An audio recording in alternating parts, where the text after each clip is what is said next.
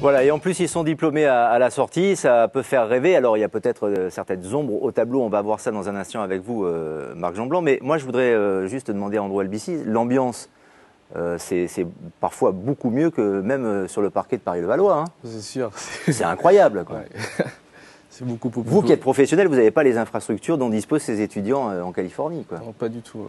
Après, ils ont les moyens et voilà. Et puis même à Paris, comme j'ai dit tout à l'heure, ils vont au match comme s'ils allaient au cinéma, quoi. Alors que là, c'est des passionnés qui aiment le basket et qui y vont tout à chaque match à domicile, quoi. Donc c'est sûr que ça change. Ouais. Marc Jeanblanc, pourquoi ce n'est pas possible en France ça? Alors à Paris peut-être parce qu'il y a le prix du mètre carré qui est très cher, mais en province, est-ce qu'on a des universités équivalentes? Et est-ce que le sport, c'est peut-être culturel aussi, est-ce que le sport est à ce point mis en avant? Déjà, oui, effectivement, à Paris, là, on voit pour les installations qu'on va avoir, les futures installations qu'on va avoir pour l'université Paris 7, c'est long et compliqué parce que le prix du mètre carré, c'est très très cher. Donc on ne peut pas mettre une piste d'athlétisme et un bassin de 50 mètres avec un gymnase et tout ça. Ça serait bien. Ça vous fait rêver, hein? Oui, un bassin de 50 mètres. Je vous ai vu avec les yeux écarquillés. On avait l'impression que c'était un lapin pris dans les phares d'une voiture, mais pas du tout. Vous aviez envie d'y être. Oui, c'est vrai que ça fait envie. Mais je crois qu'il y a des différentes universités. Quand on le voit quand on se déplace au niveau des quarts de finale et au niveau des phases finales du championnat de France, on va dans certaines universités où il y a effectivement des campus qui sont assez bien aménagés, avec des salles qui sont vraiment bien, quoi. Et donc il y a quand même des choses qui se font au niveau du sport universitaire français.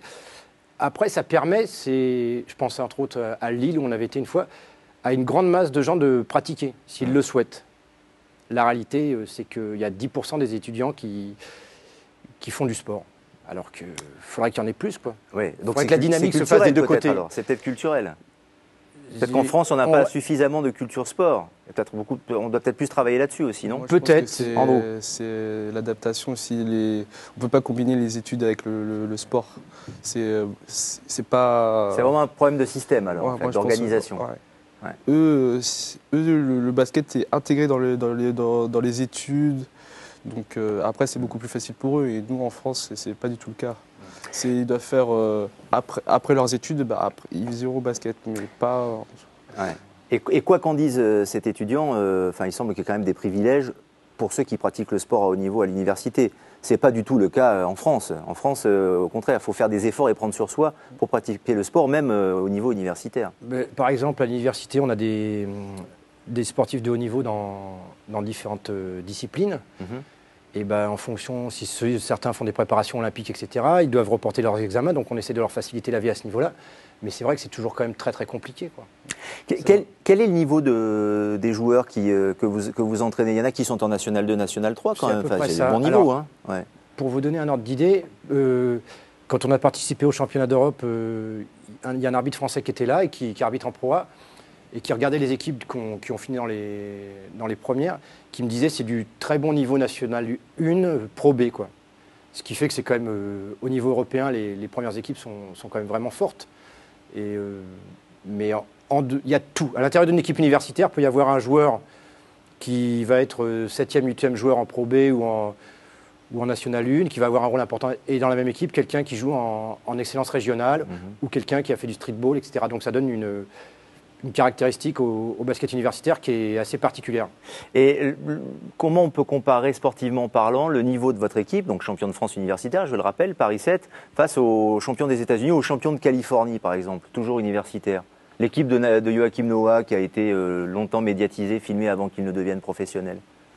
Est-ce qu'on peut comparer? Non. Non. On ne peut pas comparer. Vous prenez quoi? Vous prenez 40 points face à une équipe comme ça? On ne peut pas comparer parce que, par exemple, Joachim Noah, en plus, lui, même en NBA, il devient très très fort. Ouais. Mais ils ont comme le disait Andrew, c'est organisé, leur journée est organisée sur l'entraînement. Ouais. Donc, ce n'est pas du tout la même chose. Moi, les joueurs qui viennent avec moi viennent une fois, 1h30 une fois par à Paris 7. Ouais. On joue le jeudi après-midi. Sans ça, ils jouent dans leur club en National 2, National 3. Alors que là-bas, ils sont sur le campus, ils ont leurs 2 entraînements quotidiens. Ça ne donne pas du tout la même dynamique. Ça, c'est clair. Et puis, le basket, c'est quand même un sport roi aux États-Unis.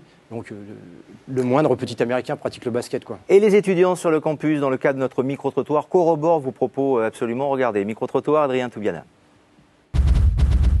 Je sais qu'ils peuvent accéder aux universités après leurs études au lycée par le biais de bourses sportives et qui leur permet de leur payer une partie des facs qui sont assez chères là-bas. Je sais que les campus sont très développés, donc ils ont toutes les infrastructures sur place. On peut le voir avec les équipes d'Harvard qui sont extrêmement connues, ce qui n'est pas le cas dans nos écoles aujourd'hui. Ils ont un encadrement sportif vraiment spécifique qui leur permet de développer leurs compétences athlétiques. Puis peut-être que ça entraîne aussi qu'il y ait des élèves moyens qui passent devant des élèves un peu plus forts grâce au sport. Peut-être qu'il y a des injustices aussi de ce côté-là. Déjà, c'est un modèle américain, donc on peut pas, je pense pas qu'on puisse vraiment le faire en France. Il y a certains programmes de grands sportifs en France quand même, mais je suppose que ça se limite à quelques personnes. Mais la question qui se pose, c'est est-ce qu'à la fin ils sont sportifs ou ils continuent plutôt leurs études? Voilà, ça vous fait rêver ou pas de partir aux États-Unis? Dans 2 ans, vous serez drafté, vous pensez? Vous irez jouer en NBA? J'espère, je ferai tout Ou vous continuerez vos études que vous allez reprendre prochainement et vous penserez à la reconversion en France? La reconversion sera beaucoup plus tard, mais j'y pense un petit peu quand même. Déjà, et puis pour les États-Unis, on verra, j'espère, je ferai tout pour y arriver, et si ça n'arrive pas, je viserai un peu plus bas quand même. Alors on a bien compris évidemment que sport universitaire aux États-Unis et sport universitaire français, il y a un océan, il y a l'océan Atlantique entre les deux, voire plus. Le mot de la fin, juste pour dire un mot sur Paris 7, vous allez encore être champion cette année? Non, ça me paraît difficile. On est champion de France depuis 2005, ça fait 5 titres consécutifs. Mais là, cette année, c'est très compliqué parce que j'ai perdu beaucoup de joueurs qui étaient talentueux, parce qu'ils arrivaient à un âge où il fallait qu'ils bossent et puis qu'ils prennent le cours de leur vie, quoi. Et puis ils ont leur vie en club, en National 2, National 3, quoi. Donc vous êtes aussi tributaire effectivement des cas effectivement, d'une personnels. année à l'autre, on peut avoir une équipe qui varie énormément en fonction de la présence des joueurs. S'ils sont recrutés par un club de National 2 ou National 1 en province, la fin des études, etc. Ce sont des cycles, effectivement, on ne peut pas recruter comme dans les clubs de basket. Merci Marc Jeanblanc, bonne chance avec votre équipe de basket Paris 7 et toutes vos activités. Merci Andrew Albici, bonne fin de saison avec Paris. Déjà le maintien est assuré après la remontée en Pro A, c'est déjà l'essentiel. Et peut-être mieux. Je sais que vous auriez aimé beaucoup mieux cette saison, mais ça va peut-être bien se terminer, vous allez voir. C'est tout le mal qu'on vous souhaite en tout cas. À très bientôt, merci de nous avoir suivis. Sport U, le MAG, mcetv.fr bien évidemment, et à très vite pour un nouveau rendez-vous sport. À bientôt.